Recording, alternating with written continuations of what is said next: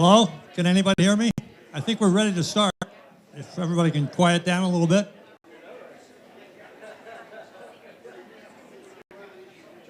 Well, the good part about this barn is that we've got heat on this side, right? So that should be good.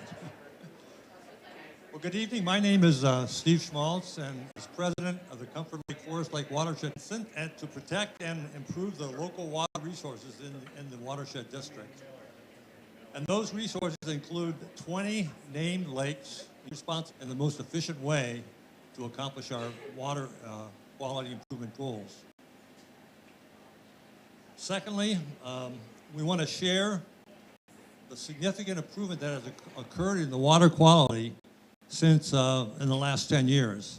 And there's been some really good work done in the last 8 or 10 years, and you'll see that in the charts we'll be showing later on. I also want to mention that the progress that you'll see that has been made would only occur when we have partners. So I do want to mention that partners are critical to this operation in terms of getting things done. And so the partners we have are the other local government units, such as the cities and the counties. We work very closely with 3 lake associations. And then, of course, believe it or not, you, the public stakeholders, play a very important role. And we'll see examples of how these partnerships work in some of the presentations as we go along, and especially in the award ceremony later on. So the third segment is a brief summary of our current and evolving programs, so you have an idea of what the scope is that we work on. Fourth, we have the presentation of the Watershed Champion Award, and this is a very important award that was started in 2019, and we're carrying it on now to encourage people in the public to become more active in protecting our water resources. And finally, we have some closing comments along with a built-in timetable for questions and answers.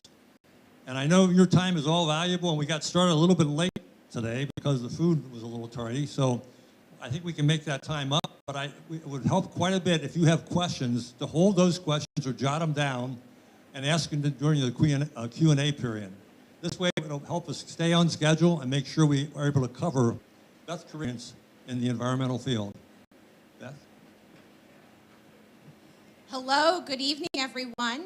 Thank you all for coming. My name is Beth Carreño. I may be a new thing in a new place. I'm really excited about my role. It's one of my first public presentations since coming out of my COVID cocoon, and I've had to start wearing cheaters in the last 2 years. So you all are blurry, but I in Watershed did notice that you've got these great table tents, and we want to be able to gather information that you want to share. So we want to know why Lake Forest Lake Watershed District tonight. We are not going to take time to rearrange the slides based on what everybody is writing here, but we are going to use it to inform some of our follow-up outreach. We're going to use it to inform the presentation for next year. So feel free to share with us the top 3 priorities that you have for your watershed. As you're listening to us tonight, is anything all of you? So let's see where my slide is. All right, do I get the, all right. A microphone, notes, and the channel. All right, what is a watershed? So a watershed, so falls and flows in that area is draining to a common point. I took the microphone away from my mouth. Sorry about that. So it is the area of land where all the water that falls or flows is draining to a common point. Watersheds are not determined or divided by political boundaries, all right? They're determined by topography and the flow of water. Our Comfort Lake Forest Lake Watershed District is a part of an even bigger watershed in the St. Croix, the lower St. Croix, and then even bigger and bigger, all right? So what is a watershed district? Well, just like Juicy Lucy's and Prince, watershed districts are very Minnesotan. Water resources are managed in Minnesota at the watershed district and watershed management organization level. Watershed districts work to solve and prevent water-related problems across multiple jurisdictions. Just because your town stops at a line, this political boundary, doesn't mean that the water's going to stop. And so watershed districts are that special purpose unit of government, similar to a school district, that was established by Minnesota state statute and allows us to work across those political boundaries to solve our water issues. So in 1987, the legislature of Minnesota said that watershed districts and watershed management organizations in the 7-county metro area had to prepare watershed management plans to guide their activities and protect water resources. This is something that comes down from statute and is very important to the work that we're doing. While the legislature put it into law that watershed districts have to exist, the work is actually local and grassroots management of our critical resources. Water doesn't follow political boundaries, right?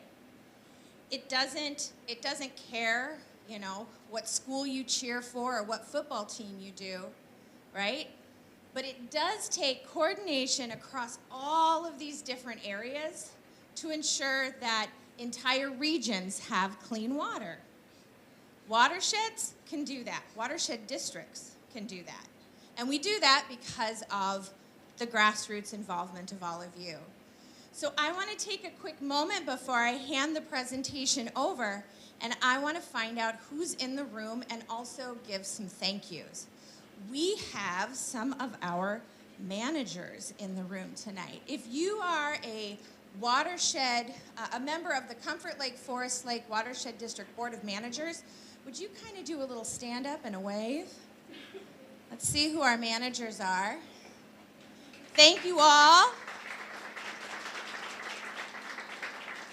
These folks spend a lot of time providing guidance and listening to you and working with staff. So thank you all. And you'll hear from them, you'll hear about them a little bit more tonight. I said that the Watershed District Managers work with staff. So I'd like to see how many Comfort Lake, Forest Lake Watershed District staff members are here. If you're a staff member, give us a raise. A lot of them are in the back of the room. There we go. Now I have on my cheater so I can't see. Where is Jessica? Is she still in the room or is she? She might be outside. She's probably outside because she's responsible for putting this evening on. So if you liked the food tonight, make sure that you tell Jessica. She did a great job planning. If you don't like the food tonight, just tell me and, I won't tell Jessica. All right, so do we have any of our Citizen Advisory Committee members in the room tonight? Go ahead and raise your hand and stand up and say, ah.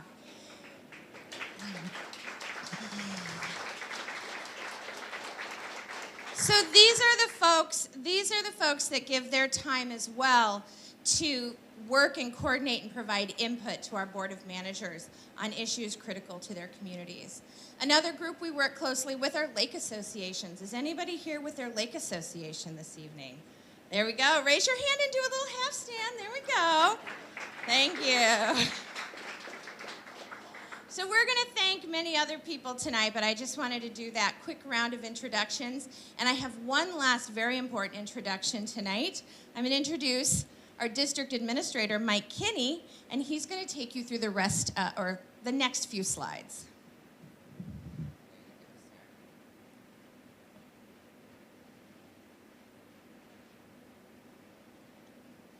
Okay, thanks, Beth. Just want to make sure that the heater is not too loud. You want the heat, or is it good? Are we good on the volume? All right, we'll leave it on. All right, so, so this is the Watershed District political boundary. Of course, the geographic boundary is not exactly as straight lined as that, but you can get a sense of the different municipalities that we, I guess really this is probably on this last one here, you get those different colors. But then this is a breakdown of what we refer to as the 4 lake management districts in those different color-coded areas. The Bone Lake, Lake Management District, Little Comfort Lake Management District, Forest Lake, and Comfort Lakes.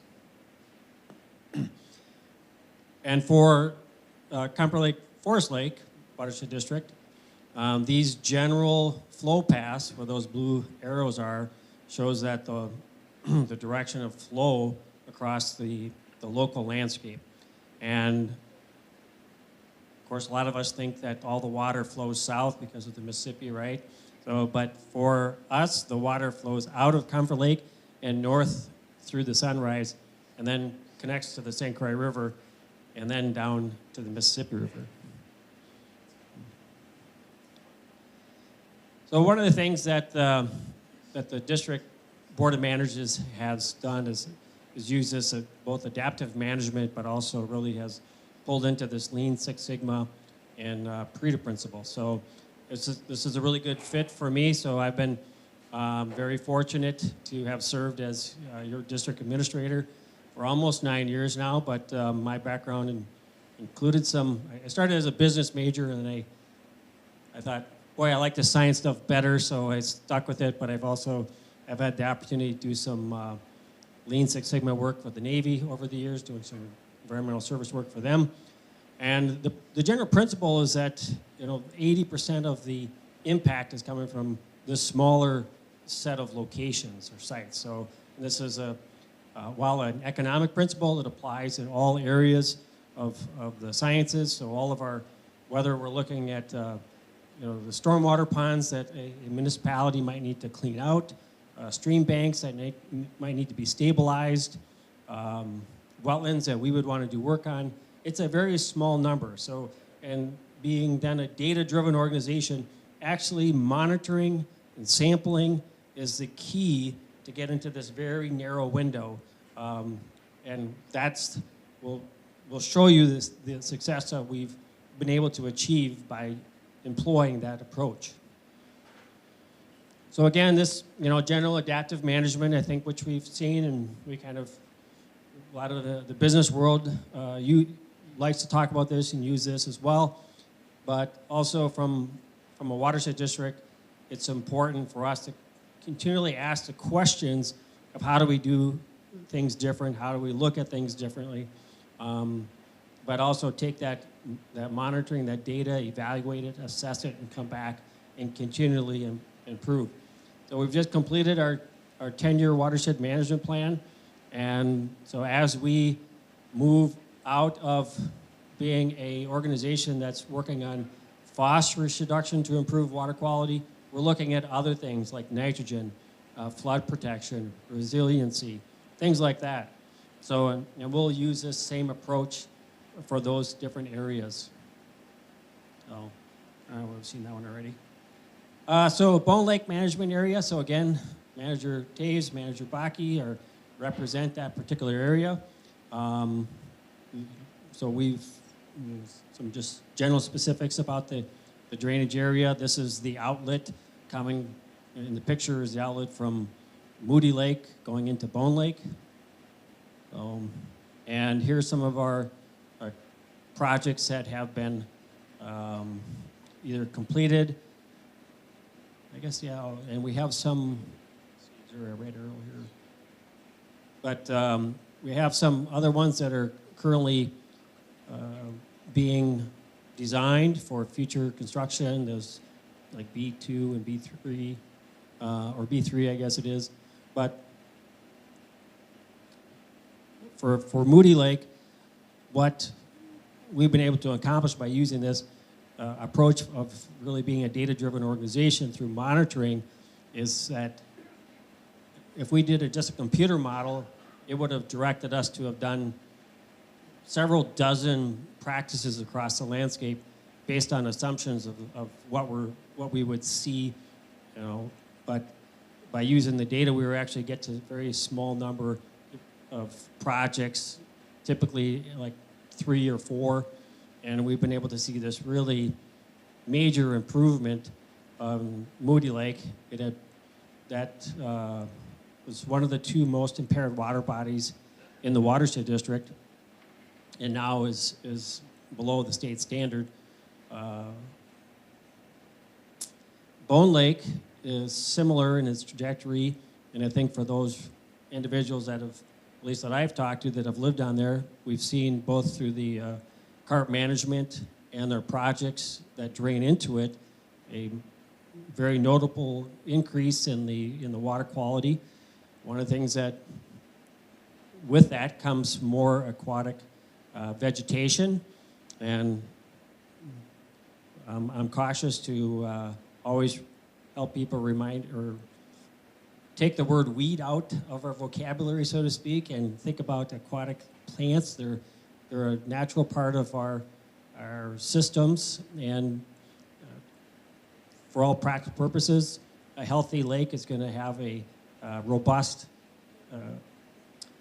number of and density of aquatic plants. So some of these, well, wait, that top photo is in the wrong lake there. So that was for the, that's fun on Moody Lake right there. But,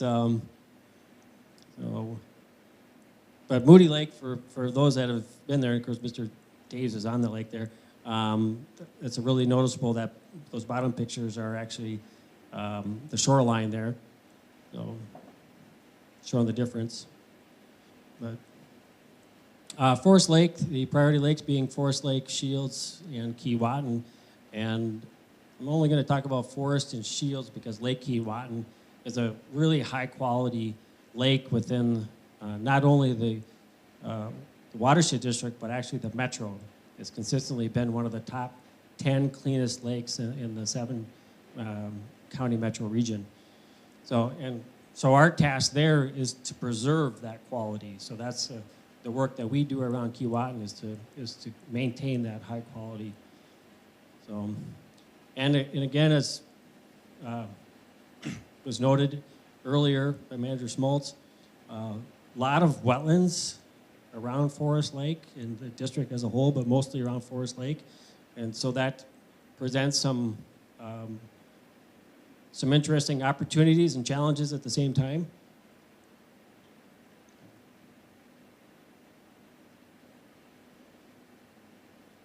So again, through our diagnostic monitoring effort, we've identified a very small number but very strategic and targeted projects, and these happen to largely be on the south side of the lake there, but those are the ones that we're importing, if you will, into the lake the greatest amount of nutrients from a water quality standpoint. A lot of the area on the north end is a lot of wetland complexes, but even those, we've been monitoring those, and from a prioritization standpoint, we've been trying to address it through the south side of the lake here. Shields Lake is another smaller water body on the south side of Lake 2, or the center basin for Forest Lake. And if you've not been out there, if you go off of, trying to think of the road over there now. Imperial, thank you. There's a small park on the east side, and you can stop and take a look at it. We've been working with the city. We installed an aerator out there a couple years ago that, so they were able to remove this other old one that was there, so that's helped improve that. We did this stormwater reuse project with the Forest Hills Golf Club. There was a lot of drainage area coming from the west side, from the ag fields that was coming in, so we were able to create an impoundment, and a gravity-fed pipe goes down to the ponds that the golf course uses to irrigate the golf course. And the projected offset is 27 million gallons of less groundwater being consumed, because they have something like a 500-foot well that goes into the deep aquifer with a 12-inch casing. So that was a really important just from that standpoint. You know, some people would know that the Northeast metro for the Twin Cities is projected maybe in just as short of 30 years from now, might be taking drinking water from the Mississippi River because we're depleting our groundwater so rapidly. Yes, it's not Arizona or California or other places. It's here as well. So. Forest Lake, very complex lake with the 3 basins. They kind of almost function like 3 different lakes, and we continue to do a lot of analysis on it. There's a really interesting report in our August 8th board meeting packet if you want to take a look at that on Forest Lake about the study. Most recently regarding the water quality in the lower reaches of the lake and how we're able to confirm that when the water separates and it goes anaerobic in the lower part, it releases a lot of phosphorus, which is impacting the water quality. So we're projecting to do an alum treatment on the center or the second lake of Forest Lake, potentially next year. And of course we have Manager Schmaltz and Manager Loth here from Forest Lake.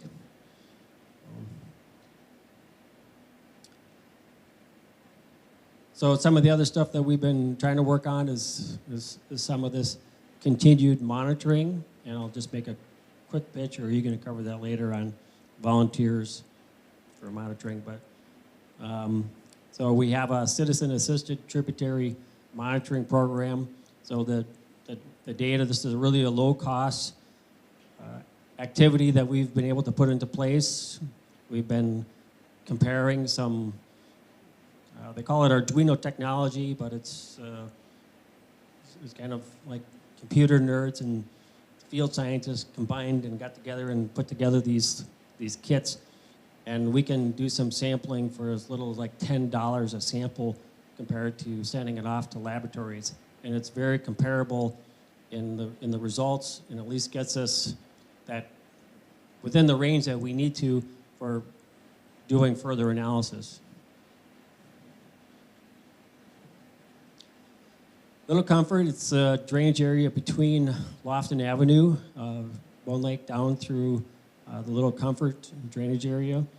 The smaller of the 4 lake management districts, but still has, there's Birch Lakes and School Lake in there as well. So still a very important area draining down through Comfort Lake and through Little Comfort and into Comfort Lake and down to the Sunrise. So, yeah, there we go. Along with some other lakes that are not either internally drained or maybe not named. We have some bigger projects currently in the planning stage right now for Little Comfort drainage area that we have. Well, we're making progress, and I know a couple of folks here were asking some questions about that, and I think I gave them pretty good details on that, but we're hoping to have something to the board on the one project within the next month or 2.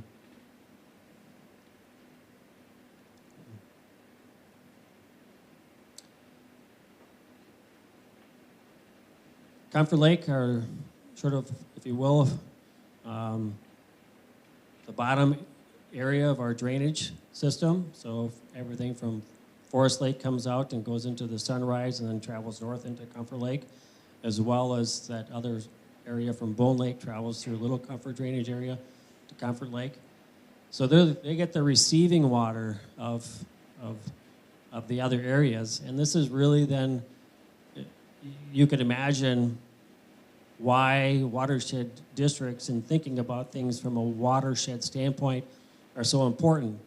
We have all this water that was coming out of Washington County, city of Forest Lake, and draining into the neighboring municipality and neighboring communities. So they're on the receiving end, and why it's important to collaborate together with all of our partners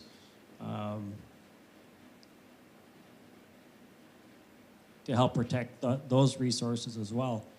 Again, a pretty complex system, a lot of drainage systems within here, as well as the sunrise really doesn't show too well on this particular image, but a lot of wetland complexes.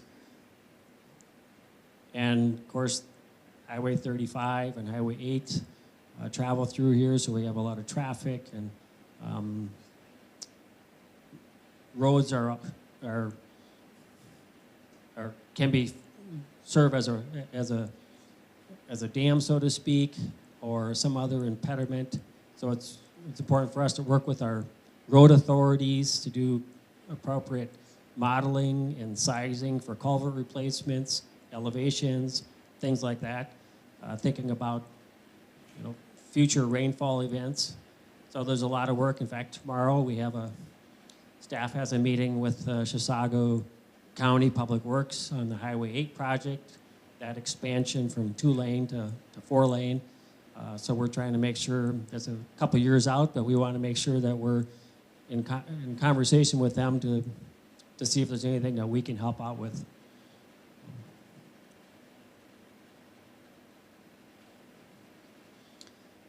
Comfort Lake, we've got a lot of projects that have been completed, both within that drainage area.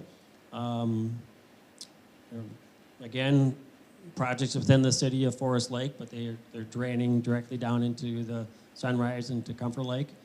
We have another big one. The board just approved a contract for a project along Highway 61, a wetland enhancement project that will go in this winter. So to a good local contractor will be doing that project. And again, kind of going back to our targeted approach, this little diagram through our sequential diagnostic monitoring. Our goal is to prioritize our projects, through actual data analysis, so we can get to a small number of projects to get the water quality improvements that the community is after. So when we look at, again, what the board's been able to accomplish with just in the last 10-year cycle,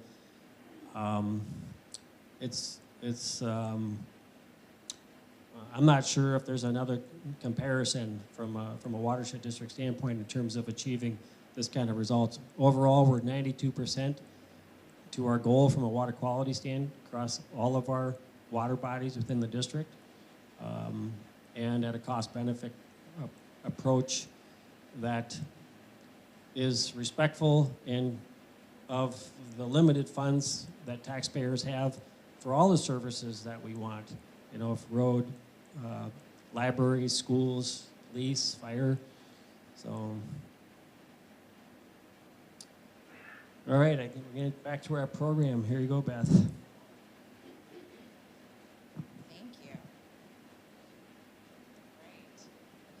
Thank you. I neglected, before I start talking about our programs and how they connect with our projects, I neglected to let everyone know when I was talking about watersheds and our watershed district, that this year we had a really wonderful watershed tour, and for the first time we were able to turn that into kind of an interactive online and virtual tour as well. So we're kind of unveiling that this evening. You can visit our website and check out the tour and see a number of these projects across the watershed district. So, and in addition to these important projects, the Comfort Lake Forest Lake Watershed District also has a number of programs. The projects protect our lakes and our waters, and the programs help protect the investment that we have made in those projects. Our programs are one of our programs that's one of the most visible. You might recognize some of these folks from their orange jackets when you go to our public boat launches, is our district's Watercraft Inspector program. And many of you, before you came in tonight, you got to see a reenactment of what visitors to our lakes in the area might encounter on any given day in the summer when they're bringing their boats into our lakes. Now, even with my cheaters on, I can see Garrett, one of our Comfort Lake Forest Lake staff members, in his orange jacket back there. He coordinates the Watercraft Inspector program, but Garrett, do we have any other watercraft inspectors here this evening? Did we lose Jack? Ah, there's Jack. All right. So Jack and his other watercraft inspectors completed 9,177 watercraft inspections this year. This is the first line of defense that we have at our boat launches to make sure that boats that are going into our waters don't have aquatic invasive species in them or on them to transport. Also want to thank many of our community partners, a number of our cities, and many of our lake associations partner with us and provide additional funding so that we can hit those large goals of watercraft inspections. So we live in an ever-changing world, and our watershed district is no different. We are seeing significant development in our area. And so our permitting program serves the district and our communities by working with communities, developers, and residents to protect water quality, reduce flooding, and prevent erosion, and implement those best practices in construction that we know provide that protection that we want for our water resources. In the permitting program, we strive to provide clear, concise, and cost-effective guidance. We have our permitting coordinator here this evening as well. Mike Sandiger, would you want to just kind of raise your hand? So Mike coordinates our permits, and he works with Peter Brenhofer on doing inspections across the district as well. The Farmer-Led Council. Our Farmer-Led Council is another really unique approach to balance the needs of the watershed district with the needs of agriculture and really respect that implicit value that we recognize in family farms. Farmers work with us at the district, and they work with each other to demonstrate that they demonstrate the latest innovations and share their knowledge. This program shows that you can protect water resources, you can build soil health, and you can increase farm profitability when you work together and share information. I think some of you met Aiden. Aiden, do you want to raise your hand back there? Aiden is our staff person. One of the many hats he wears is working with our Farmer-Led Council. Aiden also works with our Citizen Advisory Committee and a number of other programs. Finally, Shoreline Restoration. We are Minnesotans, and we love our lakes. And unfortunately, to borrow a phrase from Angie Hong, sometimes we love them to death. So Comfort Lake Forest Lake Watershed District has had a number of efforts in place for many years to try to protect our lakes, including our $500 plant grant, as well as being able to provide technical assistance to residents on shorelines to help them with plant selection and best practices, because those folks understand that the quality and health of your shoreline directly relates to the quality and health of your lakes. Now, in the past few weeks, our district administrator, Mike Kinney, has really challenged staff to talk about and think about what a holistic shoreline program could look like for the district and bring it to our Board of Managers for them to consider. So I can't tell you exactly what it's going to look like at the end because we're still working through it and coming up with ideas. But I can promise you that when our new shoreline program is in place, it will be innovative and it will engage our residents and be better for the lakes that we love so much. So very excited about that program coming up.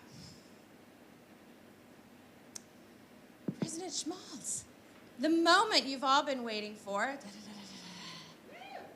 This is what we hope to see all of you coming up here someday to receive one of these awards.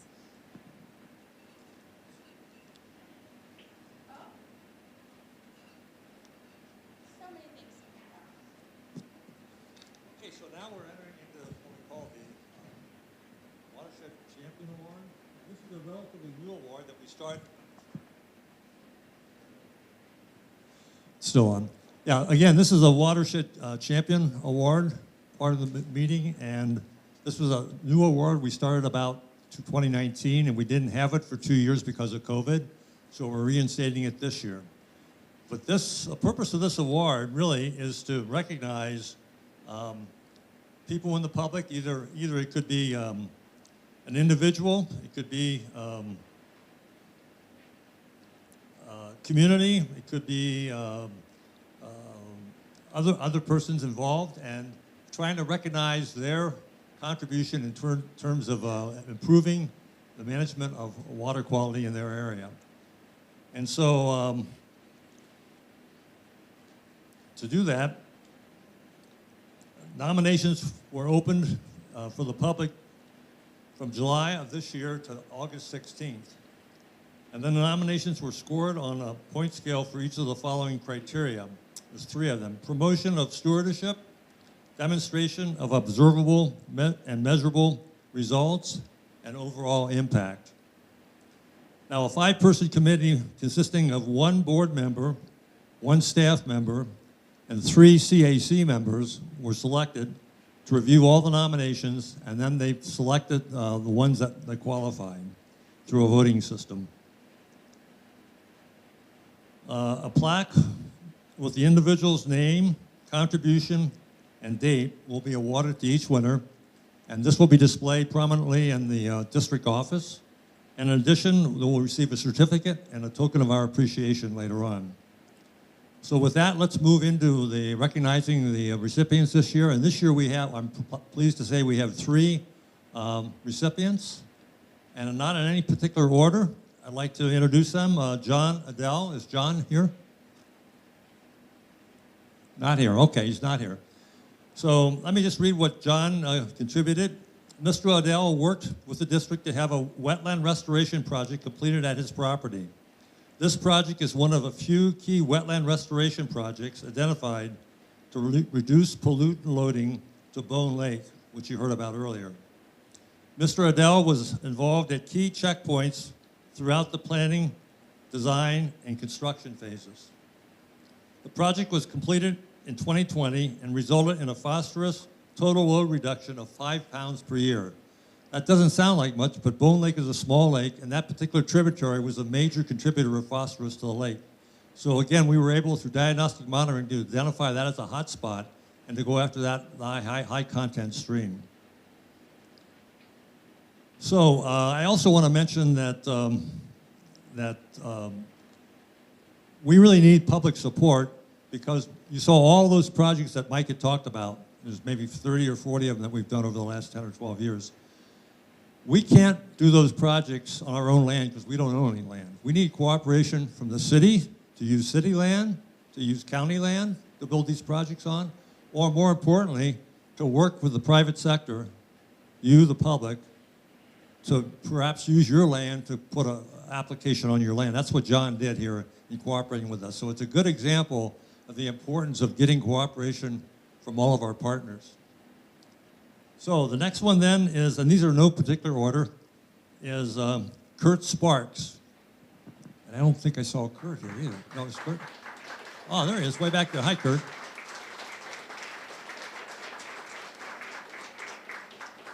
Come on up. Yes. So Mr. Sparks has been leading his water resource engineering, lending his water resources engineering expertise to the Watershed District for the past 23 years. Kurt's in-depth knowledge has been a contributing factor in the analysis of data, in the formulation of recommendations for future monitoring sites and efforts, and for technical projects under consideration by the Watershed District. Kurt is also a member of the Citizens Advisory Committee, the CAC, and served as a citizen scientist monitoring the water quality of Lake Kiawatan for over 40 years. So Kurt has been a long-time contributor to improving water quality in this region and has done an innumerable amount of positive contributions over those years. So, Kurt? Oh, okay, we'll go that way.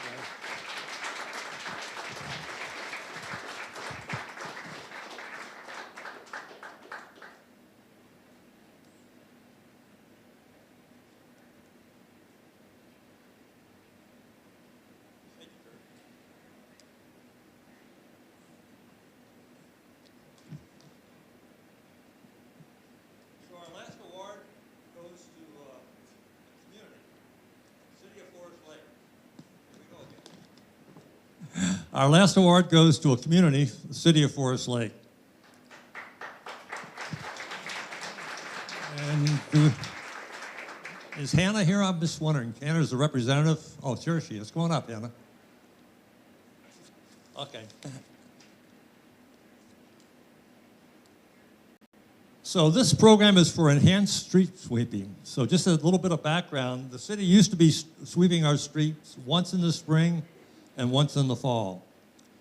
And by a program through the University of Minnesota, which Mike Kinney was involved early on also, they were able to develop a system for looking at the amount of trees in an area, the type of street you have, how much salt and sand is put out, et cetera, to developing a more robust sweeping program depending upon the environment in which the city is responsible for.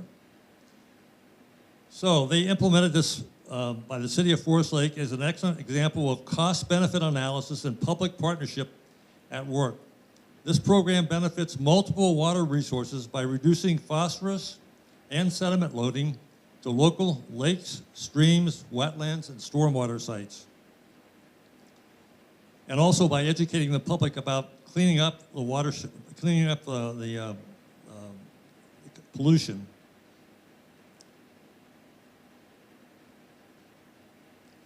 Analysis of the material recovered by the sweeper suggested an annual removal of about 309 pounds of phosphorus at a cost of $272 per pound.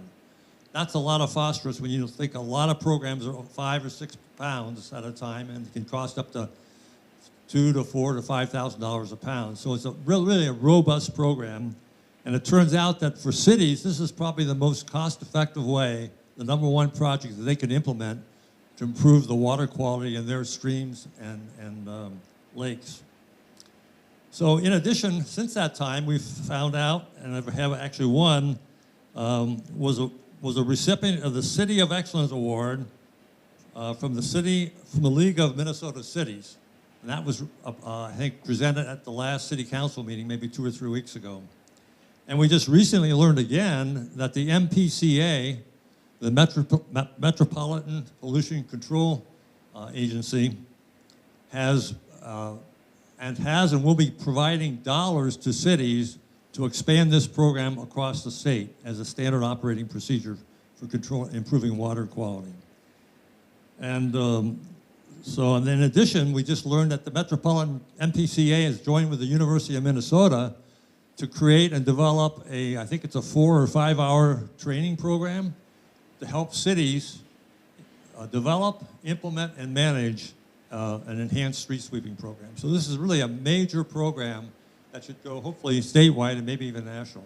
So tremendous work, and again, it shows the partnership between the watershed and the city and working together to get this done. So it's a great program.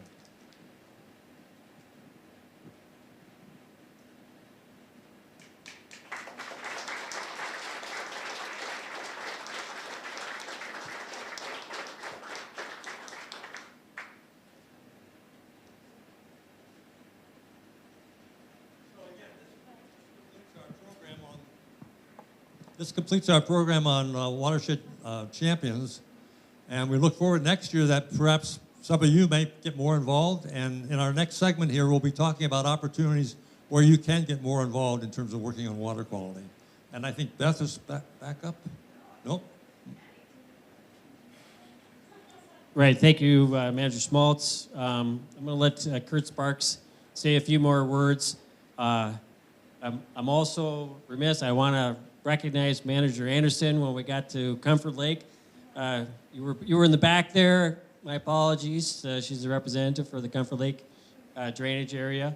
And the program that Manager Smalls was talking about with the City of Forest Lake, the street sweeping program.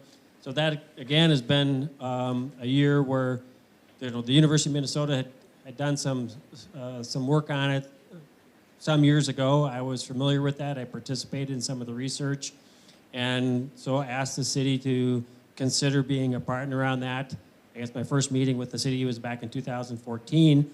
And just this morning, I was a speaker at that training session with the Minnesota Pollution Control and the University of Minnesota. So they have now rolled out the program for the state of Minnesota, and what they're considering to be a pollution control, a credit for municipalities to meet their permitting under something that's called the MS4 program. So it is a leading program, and the city or the state is pretty excited about this, and we are looking again because of it's really very, very cost effective compared to just about any other practice a municipality can do. In the metro area, a lot of my counterparts say they can't find a project that's under $2,000 a pound of phosphorus, and I've been telling them for years, well, I think there are. You just need to be kind of taking that off taking your blinders off, so to speak, and looking for those opportunities that exist. And so now this is one that we expect, especially through these additional incentives, and the Lower St. Croix One Watershed, One Plan program also is now incorporating this into their funding mechanism for municipalities across all of the Lower St. Croix River. So before we get into the next piece, I want to just give Mr. Sparks here a little opportunity to say a few words too. Thank you. Thank you very much. I have been on this organization, this board, since about 1987. I was at the Pollution Control Agency, and a bunch of us in the agency got together with other agencies and said, we have a problem in the metro area that's never going to be solved until we start managing our water by watershed. The cities all managed it differently, and the city's boundaries don't follow watershed boundaries. So one city said, we want to get rid of our water, we'll dump it on Woodbury, or we'll dump it on Minnetonka. Well, it was a difficult thing, but we managed to get other agents together to create a new agency in government, Board of Water and Soil Resources. That was authored by Senator Merriam. He was a Senate author, he was a Democrat, and Connie Levi, who was our representative here in Forest Lake, as a Republican. And it was controversial, and it passed almost unanimously in the House and Senate. Don't tell me we can't get politicians to work together to solve environmental problems. So what I did early in my career is I said, I'm going to do what I love, and I'm going to work with smart people. And I've been with the Watershed back and forth many times. I won't tell you all the history of that, but I'm old, so now I'm the historian. But I set the bar. Every person I hire, every person I work with has to be smarter than me. Well, maybe I didn't set the bar very high early in my career, but I'll tell you right now, they got to be really smart for me to work with. And I'm here because there's a lot of really smart people working in this watershed district. And I've worked with many watershed districts. I've been engineer for several. I've been consultant for many, many years for watershed districts. This is one of the best in the state. And we are very fortunate to have these people here. That's what I have to say.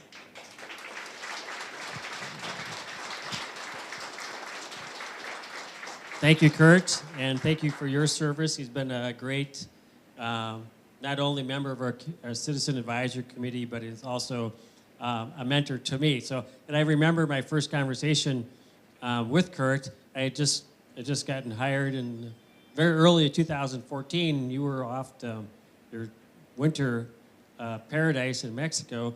And upon his return, he calls and and the first thing he says, says, "Can you send me your resume?"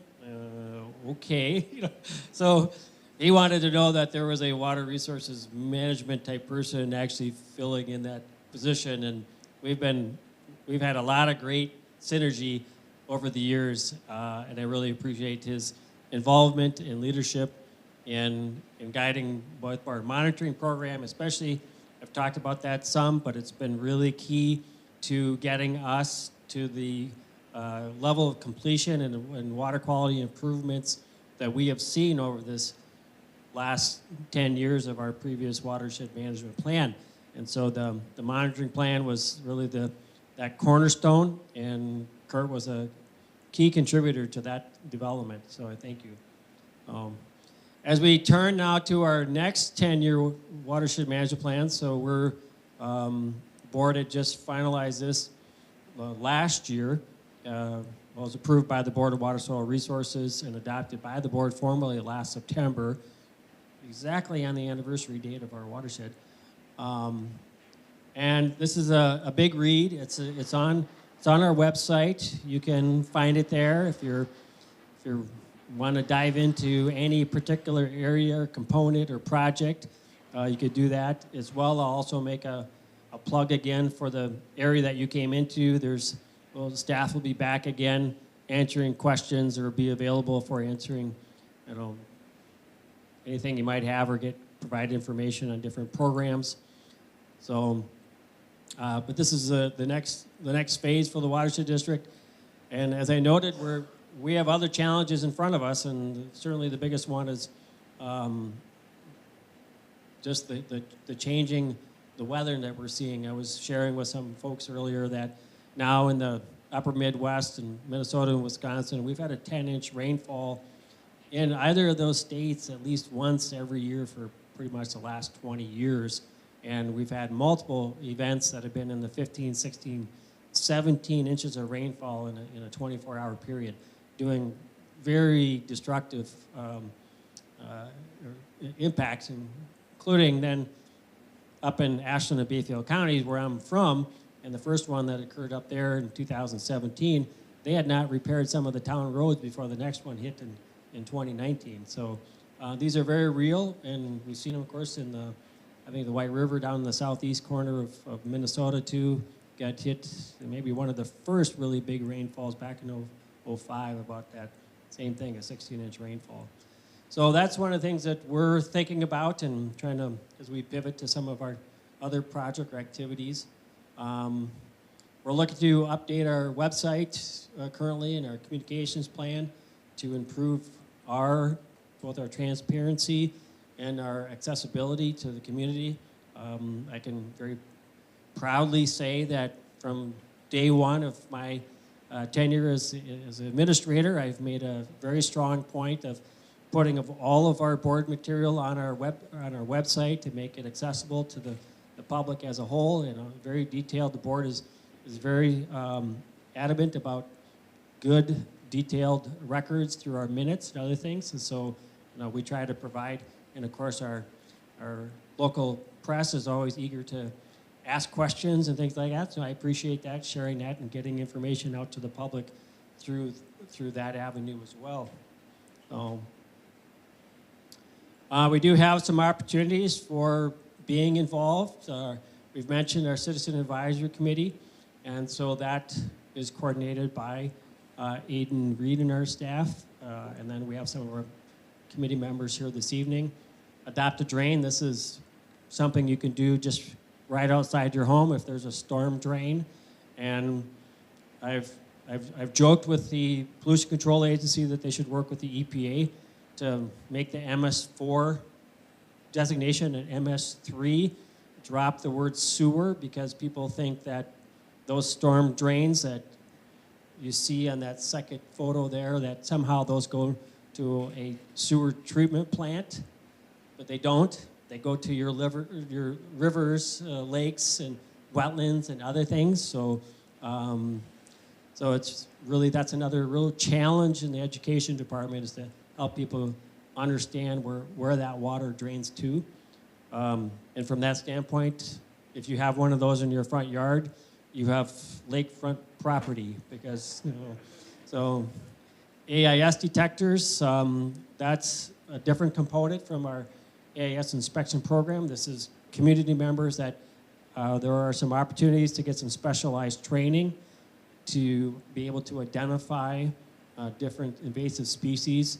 And it's important for us, in cooperation with the DNR, to be able to identify early on any potential invasive species in the off chance that we could maybe get it in that very, very early stage for treatment and eradication, which is a real challenge. And that's why the prevention is definitely, an ounce of prevention on the AIS side is worth, I don't know, 1,000 pounds of cure, I suppose.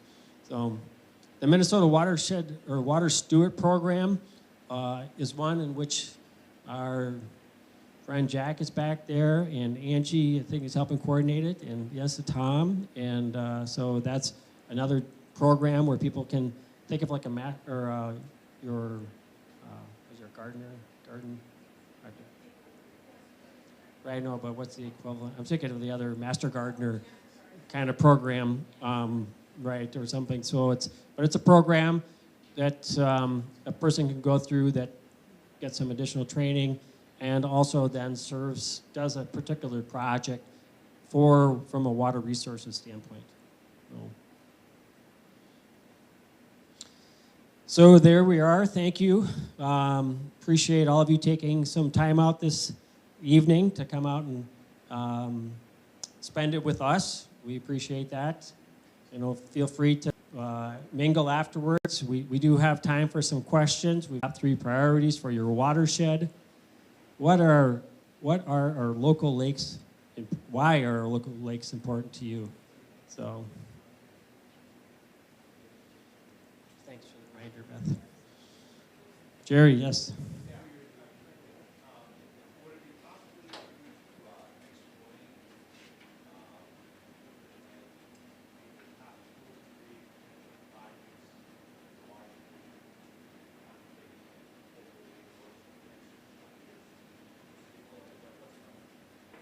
Sure. So Jerry is our Citizen Advisory Committee and also president of the Forest Lake Association. The question is, what are some of our top 2 or 3 projects that we're considering in the near future? So, so we have a couple that are in the various stages, which is often the case. When we through that. Without going back to the adaptive management piece, so we'll start, doing some monitoring and try to identify, tease out where exactly a project, where we're seeing some amount of nutrient loading or some other thing that we want to look at, and then get to a project design from that standpoint. So we have several projects currently in the design phase, or I mentioned the one on Highway 61. We just bid that out, and the board has approved a contract, so that one will be underway this winter. We have another one just south of Scandia Trail, Highway 97. That will be another wetland enhancement on the south side there of, I guess, kind of like Tim's Marina, if you will. And that is in the design phase. We'll hopefully getting that to the board for consideration for getting out to bid or so within the next few months or over the winter. And farther up on that Judicial Ditch 6 to the south of Third Lake, we have a project along Highway 50 that is in the final design area or phase as well, and that is ready to, we actually have a contractor selected for that project, and we anticipate the construction to start next week. So that one will be what's called an iron enhanced sand filter project, where the water is being taken out of the channel, runs through an iron, the phosphorus binds very tightly with iron, So it's trapped within this drainage system, and then it'll come back into the channel down to Forest Lake. So, because that Judicial Ditch 6 was the second largest drainage area in terms of the amount of phosphorus being loaded into or coming into Forest Lake from a pollutant standpoint. Some other areas, we have one in Little Comfort. We're trying to, we were hoping to make it just a fairly simple wetland restoration project, but after our initial analysis, we determined that it had some flooding for some houses to the west of that area, so we've pivoted a little bit to doing a different type of project where there's an abandoned gravel pit that we're looking to divert some of the water to increase that. There's an opportunity there to infiltrate water rather than having it run down and into Little Comfort. So that one is still under the investigative phase, I guess, if you will. Moving into more of the next phase of our watershed resiliency and flood protection, we're also currently looking at a piece of property south of Bone Lake. Has some very unique qualities to it. It's a roughly 119-acre wetland complex owned by a single person. The individual is open to some sort of acquisition. The thing that's really key about this is that it drained roughly 1,000 acres, and the early analysis is that we could put up a berm and we could put as much as 5 feet of water on that site, which would not happen even with a 17-inch rainfall, but it would all stay within that property, so we wouldn't necessarily build a berm that size. But so that's from a flood protection and resiliency standpoint, that's a key project that we're hoping to develop some partnerships with. We have an application to Lessard Sam's Outdoor Heritage Fund to see if we can't work with them, and then maybe the Minnesota Land Trust, and because that would also then result in a lot of habitat restoration and flood protection for Bone Lake, and then Lofton Avenue and all the rivers downstream. So, and there are not very many properties that exist like that, where you have a large wetland complex owned by one individual that has that much potential from a flood protection standpoint. I would argue to say that it might be only one or two of those that really exist within the district. So hopefully we can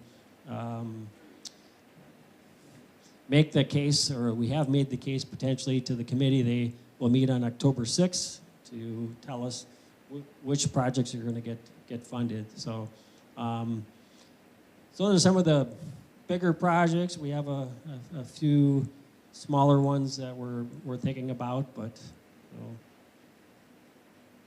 thanks for that question. Any other questions? What time do we have?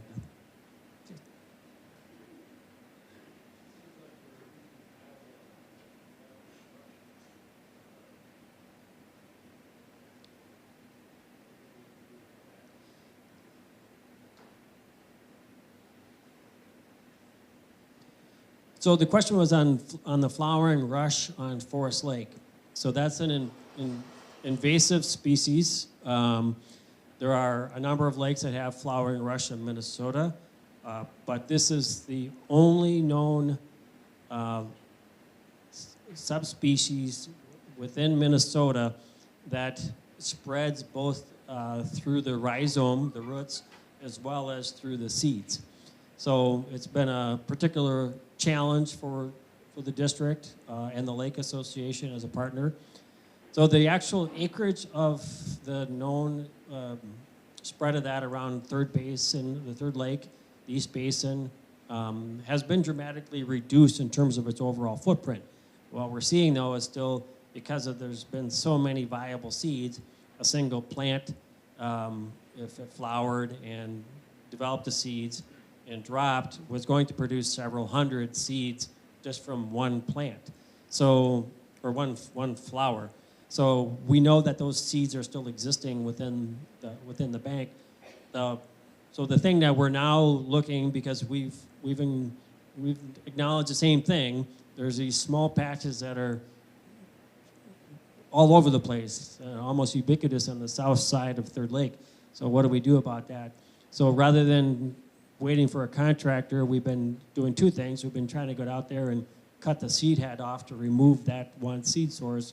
But then also we're looking to have one of the staff members be a licensed applicator to do those small treatments as we go about, because it's just harder for the applicator that we hire to come in and do in the time frame, or maybe within the, get close enough, because we're probably talking about somebody just using a backpack sprayer. So that's, you want to close President Schmaltz, or?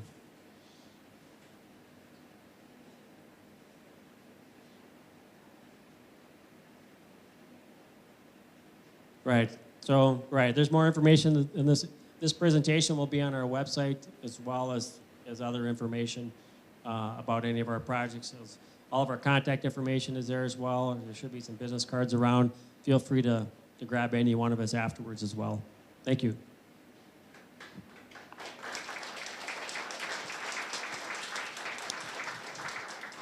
I want to thank everyone for taking the time to come on this beautiful night. We appreciate your interest. And I just want to say one thing. Sitting here and looking through the presentation, even though I've been here 9 years, it's still a lot of overwhelming information. And about 4 years into my board membership here, a person explained to me really what a watershed district does. A very simple concept. If you go back to 1800, this was all virgin land, right? So by 1840 or so, we start having farmland, we start building houses, we start building city. That all created additional stormwater runoff into the streams, into the lakes, dragging sediment, phosphorus, leaves, et cetera, with it. So there began the cycle of the water quality decline. So we really did not do anything about that in the Forest Lake area until about, when was the MS4 program? Mid-90s? The MS4 program, when a city gets to a certain size, the MS4 program, which is the municipal sanitary sewer system, goes into place. And what that requires is that between the watershed and the city, any new construction or new development has to restore the land back to its original condition before they disrupted it. So in other words, if there's just a little bit of runoff coming off, and you build a parking lot and a roof and all that, that's going to increase the runoff. Well, you've got to put in applications to control that stormwater runoff so it's at least the same or preferably better than it was before you disturb the land. So that's where you're talking about protection.